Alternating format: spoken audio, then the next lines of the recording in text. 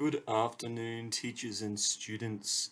Now, I don't usually get political, but today I'm going to be reviewing The Creature of Havoc and telling you why it is the worst fighting fantasy book. If you aren't aware, these books are basically like choose your own adventure books, but with a little combat sprinkled in. These are usually fun, but this feels a little unfair, and if I'm being honest, grinds my gears a little. Let's start with some positives. The book has a pretty cool story. You're a person who's been transformed into a creature who does not recall anything of his past life and wanders the world trying to find purpose. Unfortunately, this cool premise is bogged down by this book's obsession to hurt you. The book also has some pretty nice illustrations, including this one of your mum. As a creature, you also get some decent quirks.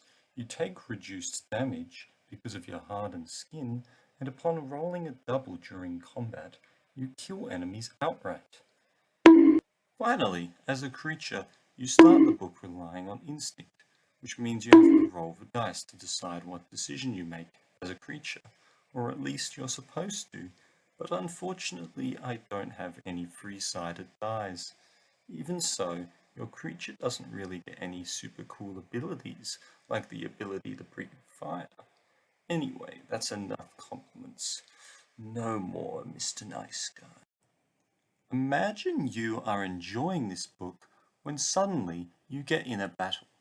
Pretty ordinary in these books, you get in fights all the time.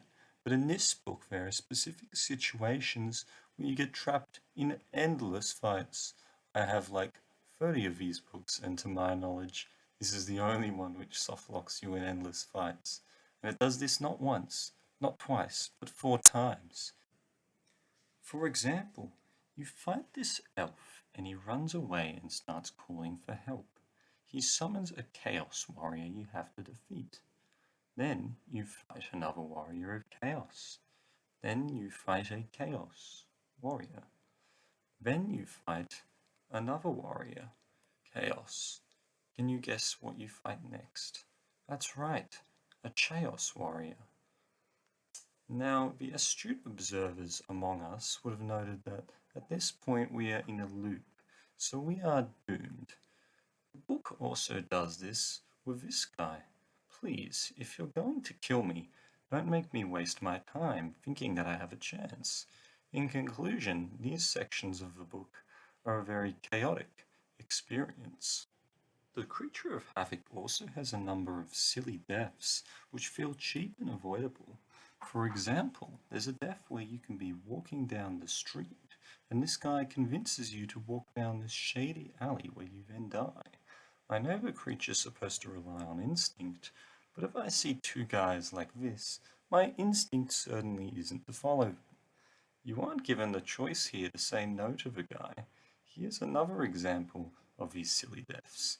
You can go into a seemingly normal room and then get locked in inside and die from starvation. The book also taunts you in such strange ways during a lot of deaths.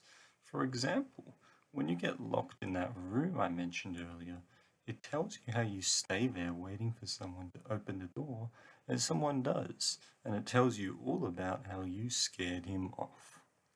Why? But the worst thing this book does is red herring paths.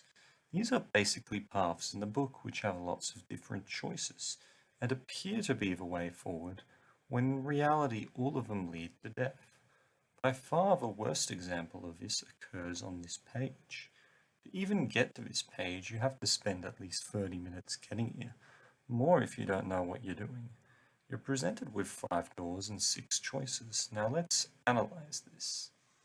The first choice is to stay still and die. But what if we want to go through one of the doors? So let's try going through the jug door. In the jug door, we get another 5 choices, but all of them lead to death. So jug door banned. What about the fire door? In here, we have to fight a guy called the Master of Hellfire, who's really hard, by the way. Now, if you manage to beat him, your reward is getting lasered to death by a zombie. What about the crown door? This leads us to a room where we are given 3 options again, with all ending in a death whereby we are locked in the room and starve. The snowflake room leads us to a weather wizard who kills us if we walk. But this room does give you the option to leave. Finally, we have the sword room.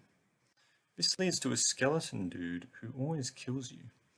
Now, if you play legitimately and are convinced this path is the way forward, then you have to play the book a million times before you realize this path is no good.